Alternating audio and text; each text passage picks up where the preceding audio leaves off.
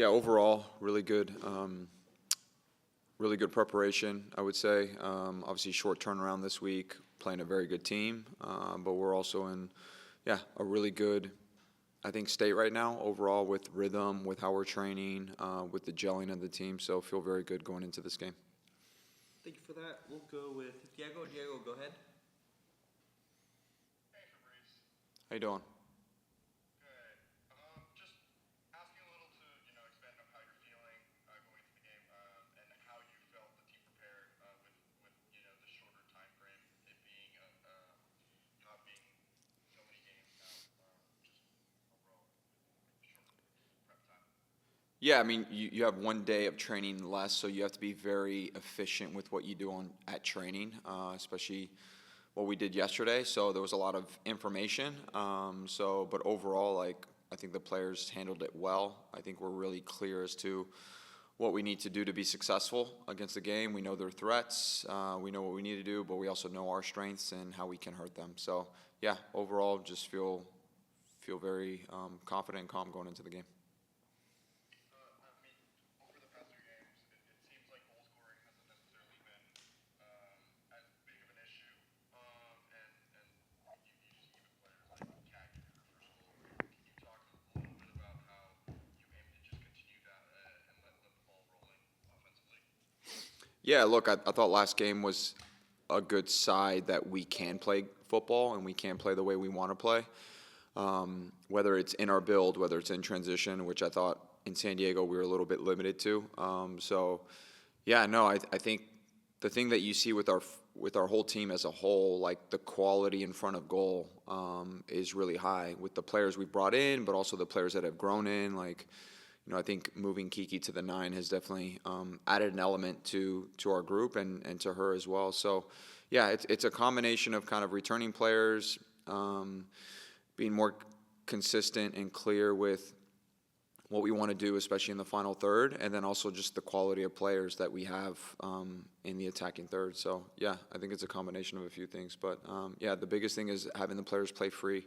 They know the spaces to exploit, and we want to be very fluid in how we attack and not rigid, because I think that makes it very predictable to defend.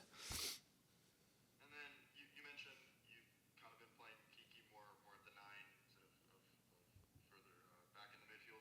Can you talk about when you've had to make those kinds of decisions of like playing players in a little bit different position than we're typically used to seeing, and especially with Kiki's case, getting rewarded for that?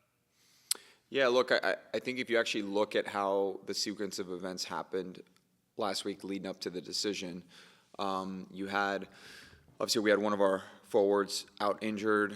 Then you also had a couple other players who were just returning back to full kind of fitness. And so we felt just from a physical standpoint, Kiki was the most ready to kind of put in a shift just because she had been training consistently.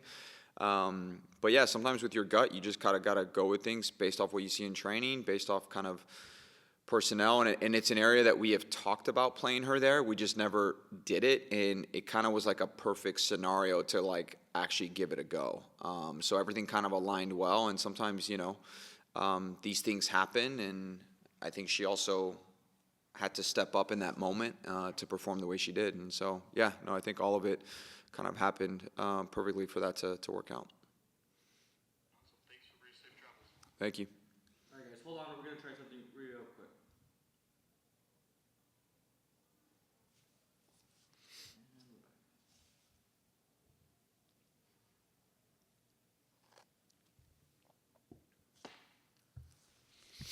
All right, Andres, go ahead.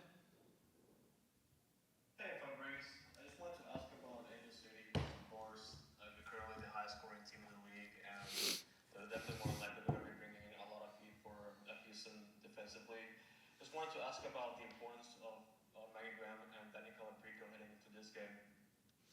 Yeah, look, I think both of them have been playing exceptionally well. I think we all know Danny and kind of what she's done. I thought the way she ended last season was real positive. But I think Maggie's playing at another level. I think right now as a 6, she's understanding when to kind of join the attack. She's also understanding her positioning more and more defensively to kind of neutralize any counterattacking threats.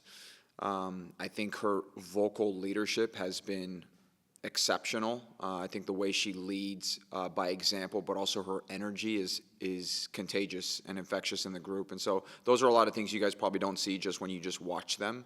But I've been very impressed with Maggie, and more importantly, just how she's been leading. She just got added to our leadership group as well, because we just feel she just adds another element to round off our leadership group. So yeah, I think those two will be absolutely key, especially in those transition moments, and then also from a pressing standpoint as well. And would you happen to have any injury updates for Fassi and Lisa Bowden? No, at this time. Gotcha. Thank you, Fabrice. Good luck tomorrow. Thank you. All right, everyone, thanks for the patience. We will be back here at 12:15 with Cat Raiders.